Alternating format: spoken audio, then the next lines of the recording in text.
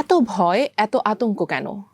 প্রতিদিন সকালে ঘুম থেকে উঠে নিউজফিড খুললেই চোখে পড়ে খুন, ধর্ষণ, ছিনতাই, ডাকাতি, গণপিটুনি কিংবা মব হামলার খবর।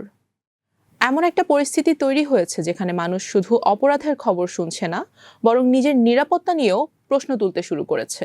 সরকার বলছে পরিস্থিতির উন্নতি হচ্ছে, পুলিশ বলছে তারা সর্বোচ্চ চেষ্টা করছে, কিন্তু সাধারণ মানুষের প্রশ্ন একটাই, যদি পরিস্থিতি সত্যিই ভালো হয় তাহলে এত ভয়, এত আতঙ্ক কেন? আজকের আলোচনায় আমরা দেখব দেশের বর্তমান আইন শৃঙ্খলা পরিস্থিতির বাস্তব চিত্র আসলে কি বলছে।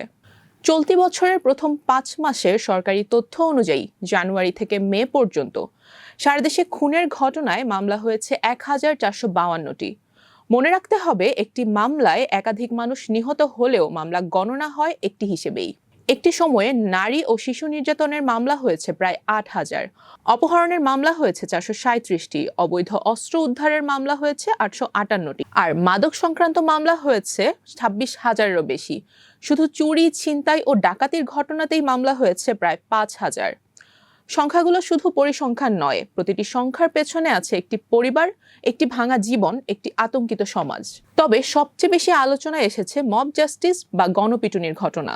মানবাধিকার সংগঠনগুলোর তথ্য অনুযায়ী বছরের প্রথম 5 মাসেই প্রায় 200টি মব সহিংসতা ও গণপিটুনির ঘটনায় 100 জনেরও বেশি মানুষ প্রাণ হারিয়েছেন। ভাবুন তো, আদালত আছে, বিচার ব্যবস্থা আছে, আইন আছে, তারপরও মানুষ কেন আইন নিজের হাতে তুলে নিচ্ছে? ফরিদপুরে গুজব ছড়িয়ে একজন যুবককে প্রকাশ্যে পিটিয়ে হত্যা করা হয়েছে। গাজীপুরে গরু চুরির অভিযোগে গণপিটুনিতে 3 জনের মৃত্যু হয়েছে।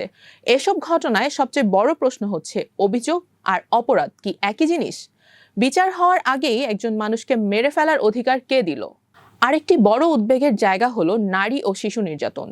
বিভিন্ন মানবাধিকার সংস্থার তথ্য বলছে শুধু 5 মাসেই 1000-এর বেশি নারী ও কন্যা শিশু নির্যাতনের শিকার হয়েছে। ধর্ষণের শিকার হয়েছেন কয়েকশো নারী ও শিশু। কিছু ঘটনা এতটাই ভয়াবহ যে সেগুলো শুনলে শুধু অপরাধ নয়, পুরো সমাজের জন্য লজ্জার বিষয় হয়ে দাঁড়ায়। বিশেষজ্ঞরা বলছেন অপরাধের সংখ্যা কমানো যতটা জরুরি, তার চেয়েও বেশি জরুরি মানুষের মধ্যে আইনের প্রতি আস্থা ফিরিয়ে আনা। কারণ মানুষ যদি বিশ্বাস হারিয়ে ফেলে যে অপরাধীর বিচার হবে, তখনই জন্ম নেয় মব কালচার। অন্যদিকে আইন শৃঙ্খলা রক্ষাকারী বাহিনীর জন্য পরিস্থিতি সহজ নয়। সম্প্রতি বিভিন্ন জায়গায় র্যাব, পুলিশ এবং অন্যান্য বাহিনীর সদস্যদের ওপর হামলার ঘটনাও ঘটেছে। কোথাও উচ্ছেদ অভিযান চালাতে যেয়ে হামলার শিকার হয়েছেন পুলিশ সদস্যরা, কোথাও আবার জনগণের ক্ষোভের মুখে অবরুদ্ধ থাকতে হয়েছে ঘন্টার পর ঘন্টা। সিলেটে দায়িত্ব পালন করতে গিয়ে নিহত হয়েছেন র্যাব সদস্য ইমন আচার্য। চট্টগ্রামেও দায়িত্ব পালনে প্রাণ হারিয়েছেন এক পুলিশ সদস্য। মাঠ পর্যায়ের অনেক কর্মকর্তার দাবি, এখনো অনেক সদস্য পুরোপুরি মনোবল ফিরে পাননি। দায়িত্ব পালন করতে গিয়ে কোনো জটিল পরিস্থিতিতে পড়লে যথাযথ সমর্থন পাওয়া নিয়ে তাদের মধ্যেও সংশয় রয়ে গেছে। এরই মধ্যে আরেকটি বিষয় নিয়ে উদ্বেগ বাড়ছে। পুলিশের পর্যবেক্ষণ অনুযায়ী জামিনে মুক্তি পাওয়া কিছু শীর্ষ সন্ত্রাসী ও দাগী অপরাধী আবারও বিভিন্ন অপরাধমূলক কর্মকাণ্ডে জড়িয়ে পড়ছে। রাজধানীর নিউ মার্কেটে প্রকাশ্যে গুলিতে নিহত হওয়া খন্দকার নাইম আহমেদ টিটনের ঘটনাও নতুন করে সেই প্রশ্ন সামনে আনছে। ঢাকার মোহাম্মদপুরের অবস্থা উদ্বেগের তালিকায় রয়েছে। কিশোর গ্যাং, ছিনতাই, প্রকাশ্যে হামলা আর খুনের ঘটনা সেখানে প্রায় নিয়মিত আলোচনার বিষয় হয়ে দাঁড়িয়েছে। তাহলে প্রশ্ন হলো, সরকার পরিবর্তনের পর কি পরিস্থিতি ভালো হয়েছে? বিশেষজ্ঞদের একটি অংশ বলছেন আগের তুলনায় কিছু ক্ষেত্রে উন্নতি দেখা যাচ্ছে, কিন্তু সেটি এখনো এমন পর্যায়ে পৌঁছায়নি যেখানে সাধারণ মানুষ নিশ্চিন্তে বলতে পারবে, হ্যাঁ, আমরা নিরাপদ। মানবাধিকার কর্মীরা বলছেন শুধু অভিযান চালানো বা মামলা দেওয়াই যথেষ্ট নয়, প্রয়োজন দ্রুত বিচার, জবাবদিহি এবং আইনের কার্যকর প্রয়োগ। কারণ অপরাধী যদি শাস্তি না পায় তাহলে অপরাধের ভয় কমে যায়, আর সাধারণ মানুষ যদি বিচার না পায় তাহলে আইনের উপর বিশ্বাস কমে যায়। পুলিশ সদর দপ্তরের কর্মকর্তারা অবশ্য বলছেন পরিস্থিতি ধীরে ধীরে উন্নতির দিকে যাচ্ছে। তবে বিচ্ছিন্ন সহিংসতা, মব সন্ত্রাস এবং আইন নিজের হাতে তুলে নেওয়ার প্রবণতা এখনো বড় চ্যালেঞ্জ হয়ে দাঁড়িয়েছে।